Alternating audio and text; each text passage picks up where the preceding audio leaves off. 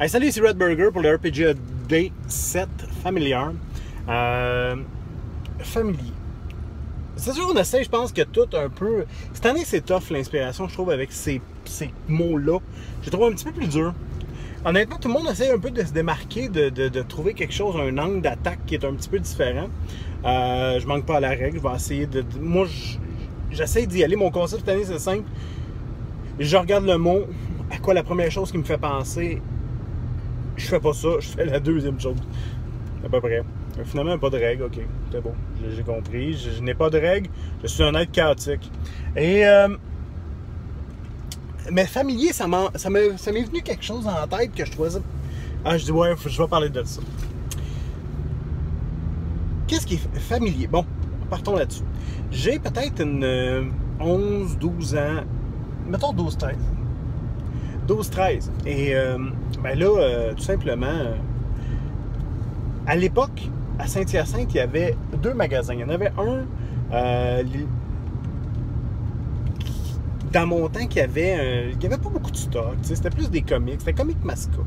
Il n'y avait pas énormément de stock. Puis tu sais, c'était pas le festival du jeu de rôle quand on allait là. C'était plus du wargaming. C'était plus des BD et tout ça. Fait que tu sais, j'y allais des fois parce que c'était pas loin de mon école, mais c'était pas ce que je préférais. L'autre magasin, c'était une tabagie. Tabagie Soleil. Et là, il y en avait un petit peu plus. Mais ça restait quand même, tu sais. Oui, il diversifiait un peu, mais c'était pas. C'était pas énorme dans le fond. Mais quand j'arrivais au Valet-de-Cœur. Mais là, pour aller au Valet-de-Cœur, c'est compliqué. Il y avait deux façons d'aller au Valet-de-Cœur. Soit j'y allais avec ma mère. Et là, ça, c'était payant. Là, parce que je pouvais essayer de gosser, avoir un petit peu plus d'argent pour patcher un petit peu plus. Mais c'était simple. Mais sauf que j'étais limité dans le temps. Parce que ma mère, elle n'attendait pas pendant. C'était une demi-heure puis des niaises. Là.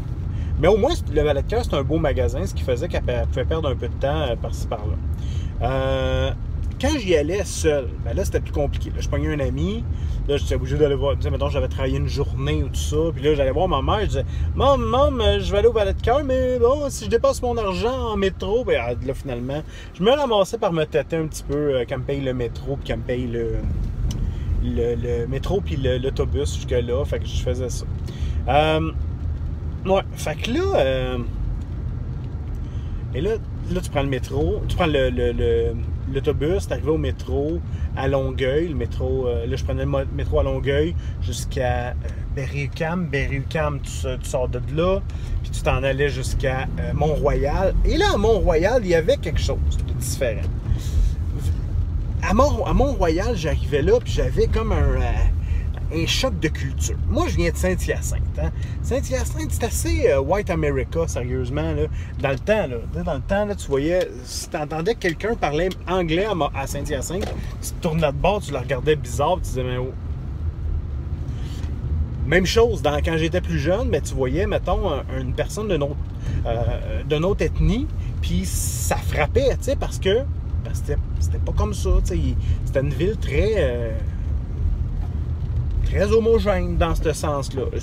Heureusement, bon, puis il y a un peu de culturel qui est arrivé, il y a eu de l'immigration, tout ça, mais quand même, quand j'étais jeune, moi, c'était pas quelque chose qui était là. Fait que quand tu arrives à Montréal, écoute, là, t'es frappé par un paquet de langues, de saveurs, de vues, de tout ce que tu veux, là. T'es dans un autre monde. C'est Montréal.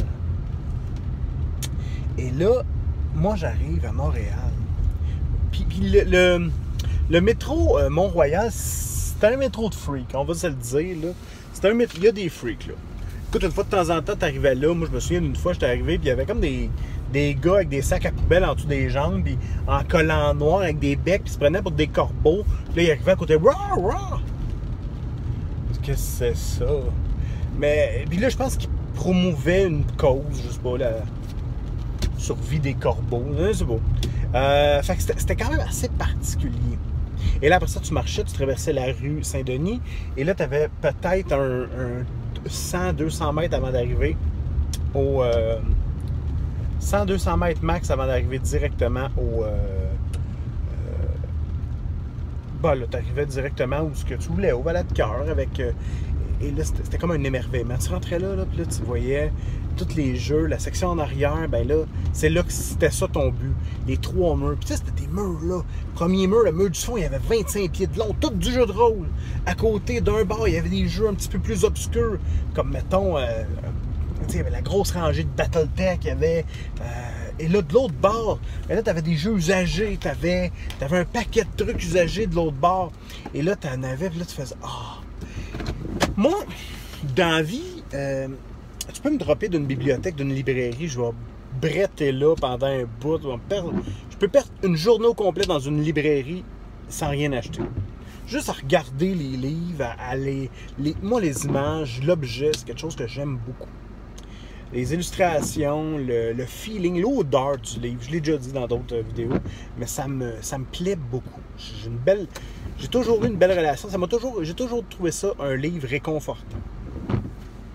Fait que imagine quand j'arrive au Valet de cœur.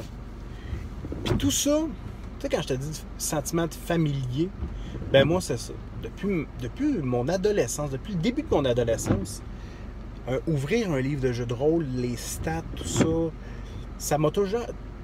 Tu sais, ça m'a toujours amené un fil. C'est comme si j'arrivais à la maison après une absence. J'arrive à la maison. Moi, après une journée de travail ou quoi que ce soit, je regarde un livre. Tu sais, je fais comme... tu sais, ouais, j'ai cette relation-là. Fait que familier, ça a toujours fait partie de ma vie, les jeux de rôle, les livres, tout ça, l'objet. Chez nous, là, tu peux voir, des fois, mon bureau est tout en bordel, mais les livres sont placés, sont cordés.